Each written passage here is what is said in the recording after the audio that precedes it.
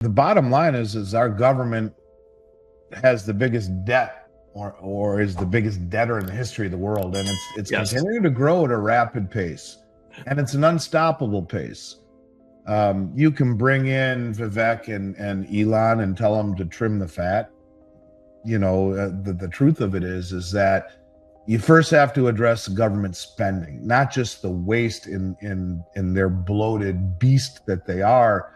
The last two payrolls, I think you have or employment numbers, I think you have pretty damn close to 800,000 government employees hired over the last two unemployment readings. I mean, that's just ridiculous as government or as private sector jobs are being shed.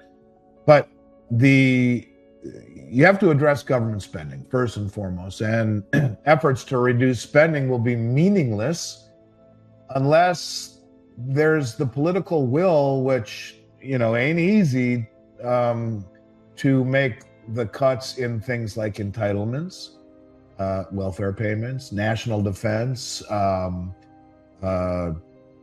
veteran benefits, Medicare, Social Security. I mean, come on, you think they're going to do that? They've already said they won't. And if they don't do those things, then forget about, even if you had a balanced budget today, you have the massive amount of debt that we've already accumulated. The Congressional Budget Office says that by 2031, 100% of tax revenue goes just to pay the interest on the debt and mandatory entitlement spending like Medicare and Social Security. And so while the government should be able to, I would argue, keep this charade going longer than any other entity on the planet, because we have the printing press, just about all the empires going back throughout history start to struggle or struggle or start to break when they struggle to pay their interest costs. And that's where we're at right now. A moment of reckoning is on the horizon that would have huge implications based upon the fact that, think about military spending, it's discretional. So if the Congressional Budget Office is right, they're nonpartisan, and that it really is the case, how can we pretend to be the world's dominant superpower when 100% of military spending would have to be borrowed? You can't. And you can't be this massive power when you're printing money to buy your own debt to keep the ball moving, and it becomes a problem. Look, when companies go bankrupt, it's the shareholders that get their ass handed to them. But when governments go bankrupt, if you're holding the overpreponderance of your wealth in dollars, you will go broke. And that's the important thing to understand, is that it's hard to believe that the U.S. government would ever go broke, right? But I mean, if this were your home, this was your personal finances, well, you are broke.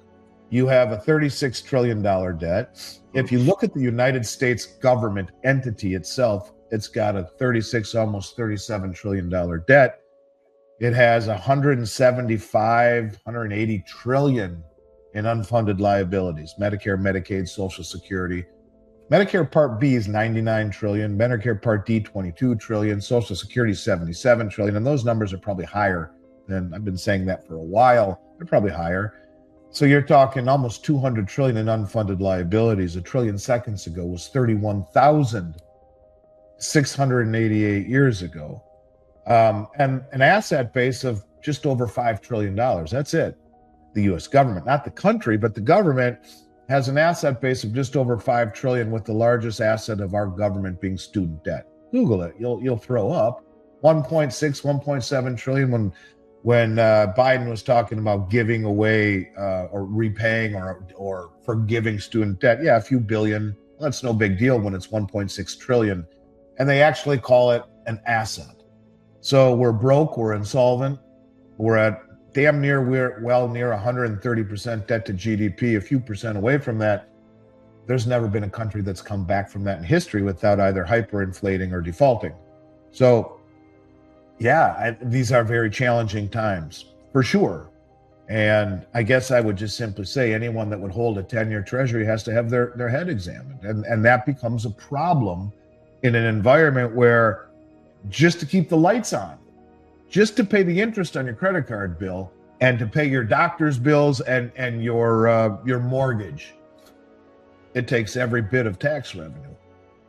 And you want to eat, you want to go out, you want to protect your family. Well, all of that needs to be borrowed from the credit card companies where you're already maxed out. So you have to go take out another credit card and hopefully someone will pay it to you. So, or borrow it to you. And then on the other hand, by the way, which is interesting, just as a side note, you got Trump coming out and talking about the greedy credit card companies and, capping what they can charge at 10%. That's another form of price controls. They never work. And if you realize that credit card companies are in essence making you an unsecured loan, and there's so much fraud in credit cards, it's unbelievable. You own a precious metals company, you'll understand that. I mean, it's unbelievable how much attempted fraud is stopped by the system. I often talk to people in my company. I'm like, can you only imagine worldwide how much fraud there is in credit cards every single day? I talked to a buddy of mine who goes down to Mexico a lot. He has a house down there. It's like, yeah, I'm only using Venmo from now on and getting Venmo cards, because every time I go down to my home in Cabo, the other day I was there and evidently I bought a piano in Acapulco. And he's like, no, that's not me. But that's every single day. So when you talk about an unsecured loan, that's why the rates are so high. And if you cap it at 10%, a lot of the people who need credit cards to stay around afloat, they're not going to qualify for them. And it will massively cut the number of people who have credit cards that are using, and a credit card debt at all-time highs. That's an indictment of it explains the massive inflation we have right now. People are at all-time maxed out on their credit cards and the lowest level of savings. And if you cap it at 10%, those people who need the credit cards maybe the most are in big trouble. They're not going to get them because they don't have credit. They're not credit worthy enough. When you cut the rates that they're able to charge in half or more, that's going to be a problem. These are the laws of unintended consequences. Yep. The same thing is can be said about our irresponsible fiscal policy. Who the hell wants to hold our treasuries? So there's always unintended consequences for everything. And this is a very interesting time to be alive, to try and look at this and see how it all plays out. But I will just simply say, if you hold long-term duration treasuries, you should have your head checked. And if all of your money is in dollars, you're destined to go broke in an inflationary environment that we find ourselves in. And I've owned this. It's gold coins. Let's say he has gold buffaloes. But gold buffaloes are U.S. mint. There would be no justification for trading gold buffaloes for gold eagles. Pre-33, okay, maybe. Silver buffalo rounds are generic rounds. I have never seen a gold buffalo round. In other words, the U.S. Mint makes gold buffaloes and gold eagles. They make silver eagles. They do not make silver buffaloes. And so the generic rounds very often are buffaloes. And a lot of people think that they're American made. They're not. In this case, if he has a gold buffalo round, I've never seen one before. That would be a generic coin, a round, not a legal tender coin. The only gold buffalo coins I've ever seen are those made by the United States Mint. Now, silver buffalo rounds are everywhere. Those are not U.S. Mint. I could argue, perhaps, if you had gold bars, trading them for gold eagles or for pre-33, makes sense. Perhaps you might lose some gold. You better know what you're doing and understand the dynamics of it. But you have 11 states that have passed legal tender laws. You have 21 states that have it in front of their legislature right now that are debating. Can we enact this and allow gold and silver coins to be used as legal tender for all debts, public and private, including paying your property tax? And so I think there is a growing awakening by the constituents of these states that gold and silver is an alternative, certainly in places like Texas and Oklahoma and Wyoming and Idaho and Utah and Nevada. These are states that have passed these legal tender laws. I never thought we would see it. And in most cases, it says coins issued by a sovereign mint. There is a state or two that says that includes bars. I think the demand for American-made coins is amazing. And there's a lot to be said for it. So I would have to know the circumstances. I'm an advocate of doing swaps if they behoove the client, because it's a wonderful way to better your position without spending any money. You trade A for B, and if B is a better place to be than A, great, do it.